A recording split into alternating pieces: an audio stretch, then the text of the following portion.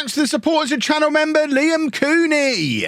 Oh, boys and girls, we are approaching the business end of the season. We are still in an automatic promotion spot. We just have to keep winning, and the unthinkable is starting to look like it genuinely could happen. Preston might be a few matches away from the Premier League.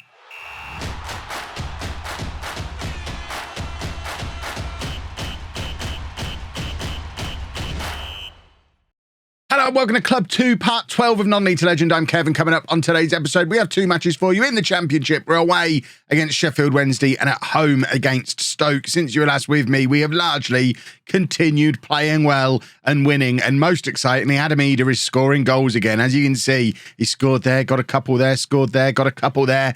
Adam Eder is back. The Championship table looks like this. We're still 8 points clear of third place Norwich. We actually just played them and picked up a draw, which was very important, although they do still have a game in hand over us. But equally importantly, we have a much better goal difference than everyone else in the division. So that might prove to be crucial come the end of the season. Adam Eder, now second top scorer in the league behind Daryl Dike of West Brom. He's also second on the average rating thing. Ultimately, Adam Eder, quite good at football, justifying the enormous pay rise we gave him last year, and now has outperformed last season, and might actually be that 30-goal-a-season striker we thought he would be after all, which would be lovely. Let's jump straight into a match. We're going to be playing Sheffield Wednesday. This is the team. Past Kev, why is Anguissa in goal? Hold the phone. Hold the phone. What is going on here? One moment. Past Kev's lost his mind. Everyone's broken, and I don't know what's happened here. 1 second. Right, that's fixed that. I think that was another example of Past Kev leaving the selection advice thing on and not actually adjusting the team to be the team he wants to play. Silly old Past Kev. We've got a lot of players who aren't fully fit either, which is a little bit alarming. We have had a little bit of an injury crisis. Sunjic has been injured again and is just recovering. We've got Fredericks out suspended. There's a few players who are missing who would be in and around this team, but this is much more of a sensible 11. We all need to keep an eye on Past Kev. There's antics in that man. We've got Nichols in goal, a back four of Small, Pascozzi, Bernard and Darlington, Whiteman at the base of the midfield, Roach and White ahead of him, Hudson on the left, Buonanotte on the right, and Eder up front. Let's get this team submitted and hopefully get out. I mean, was that looked like the game was telling me to make like 8 changes still. I don't know. I mean, normally quick pick is quite a reliable starting point for a team, but it seems like it's completely lost its mind here at Preston and wants me to play Anguissa, whereas I don't even have Anguissa on the bench, and many other weird decisions. Wants me to drop Adam Eder. Some strange things going on with quick pick. I've never really looked into it in too much detail. Is that a reflection of the quality of my staff? Do I need to maybe change my assistant manager? Who's in charge of quick pick?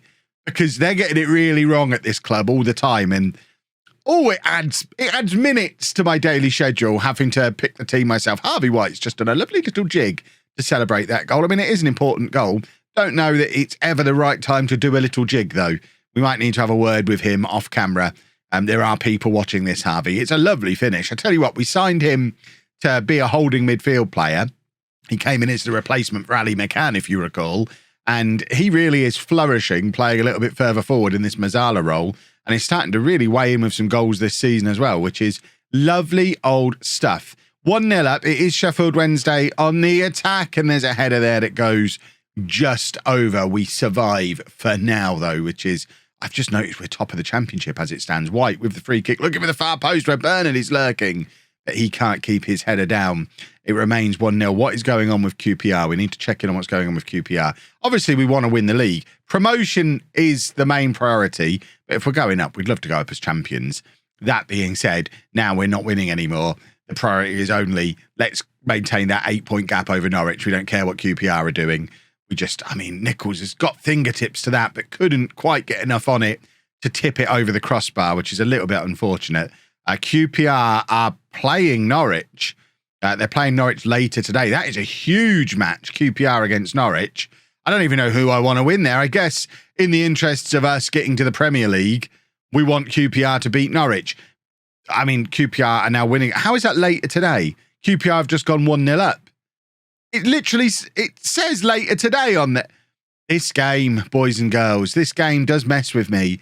Right, Sheffield Wednesday on the attack again. Maybe we need to stop focusing on what's happening between QPR and Norwich and focus in a little bit on what's happening here, because Sheffield Wednesday are getting a little bit more of the, getting more than their fair share of highlights, which is something we probably need to deal with. Bernard playing it forward to Darlington, and now Buonanotte, who has been in fantastic form lately, as has Adam Eder, and he's in behind here. He squares it to Harvey White, and that is a fantastic save from Bentley in goal for Sheffield Wednesday to push it around the post. We've got a corner. We are a big threat from corners. We have been all season long, so Darlington curls it into that far post, and Bernard is there with the header, but the Sheffield Wednesday goalkeeper is having a bit of a blinder today, which is not ideal. He has made a number of very important saves so far, and I'd quite like him to pack that nonsense in and let us score a goal. Right, this is as good as a corner. Darlington finds Bernard again. There's White at the far post. This time the goalkeeper fluffs his lines, but there's no one there to tuck it away. Whiteman plays it back over to Darlington, who has room to shoot, and whips it past that far post. I mean, would have been nice if it had gone just the other side of it. 1-1 at half-time, presumably. It is. Still a little bit of work to do. As the Ted Lasso poster on the wall says, we have to believe going into this second half. I have deliberately not looked at what's going on between QPR and Norwich. He says deliberately. It's not come up on screen. I'm not going to go and actively look for it. If it comes up on screen, I'm not going to shut my eyes. Roach playing it forward to Hudson, and now Eder is in. Surely, Adam Eder. Oh, are we getting to that stage of the season where we're just going to be really frustrating for a little while? Just add a little bit of tension into the run-in, because, oh, I love that stage of the season. Goodness me. Right, Small plays it in. It's a lovely little, he's put the ball up in the air. He's not really aiming for anybody. Just put it up in the air in the penalty area. Floated it up there, and no one's been able to get under it. Now Buonanotte playing it over the top, looking for Eder to run onto again. Surely this time, that's Adam Eder's bread and butter. We've seen him score that exact goal multiple times this season. The ball over the top, and then he just uses his physicality. He gets there ahead of the defender, gets the header in there ahead of the goalkeeper. It's what he's at. He's at his very best in this position with that chance, and he does it again, gets there ahead of the goalkeeper. It's 2-1 to Preston, and that should put us back to the top of the league. We don't have a score for the Norwich game, although we can see Willock has scored for them, because the game thinks it's happening later today, but seems to be calculating it at the same time. Good old FM23. White's won the ball back here. I mean, he's rolled it across goal. Eder just had to fall on it, and it would have been 3-1, but he wasn't able to get there. And hopefully that's not going to prove too pivotal, although there was an immediate counter-attack from Wednesday here, but we've won the ball back, although we have immediately given the ball back to them, and now it's another ball over the top. This is end-to-end stuff here. I'd quite like to make a substitution. I think now is the time to freshen things up a little bit. Thierry Small is running on fumes at left-back, so Owen Beck can come on for him. We need to be a little bit wary of these guys on the bench, because most of them aren't fully fit, although they do still have full hearts. Fitness. I'm not talking about a motivational speech situation, but I think we're going to take off Hudson, bring on Chong, and just one more change for now. I think one more is plenty.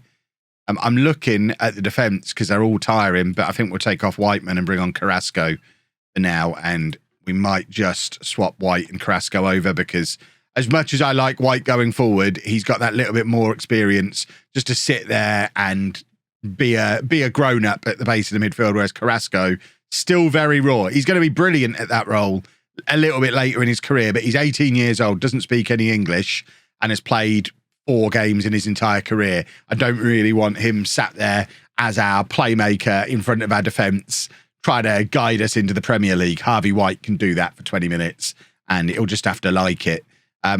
Harvey White is tired and needs to come off, so we're going to put Carrasco back there to do it. It'll be fine. It'll be fine. Sunjic plays here quite a lot. I quite like Sunjic as the Mazzala.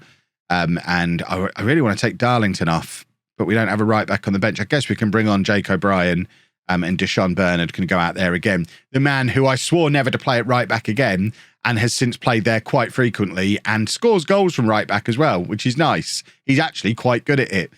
Eder holding the ball up nicely, playing it back to Pascozzi. We've got 5 minutes to hold on in this game. Bernard, that's poor from him. Trying to find Buonanotte, doesn't get anywhere near him. After I've just sung his praises as a right back as well, and they are knocking the ball around us a little bit here. We need to win it back, and we have through O'Brien, and it's Chong now. He's come in field, played it forward to Ida. Ida needs a little bit of support here. He has got somebody, I think that's Sunjic, lurking in the penalty area, the number 40.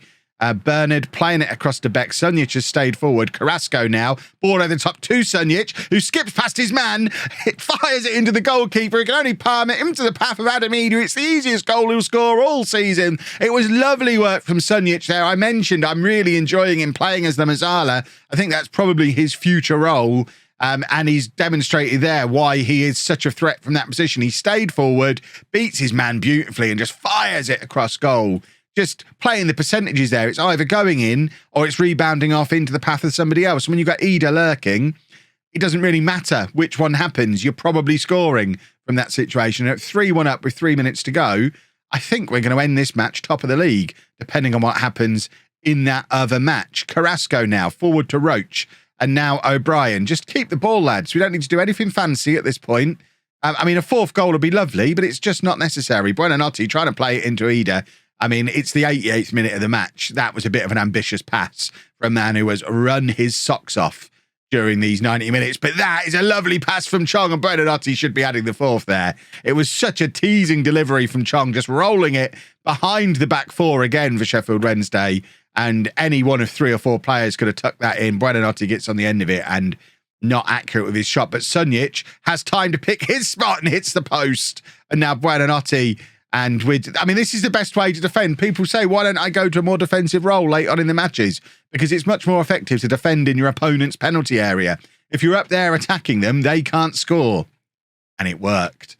Right, we'll have a look to see what happened between QPR and Norwich. I guess QPR won. They did. They won 1-0. So QPR stay top of the league. But importantly, we're now 11 points clear of third place Norwich. They do still have that game in hand. But 11 points is a big, big gap.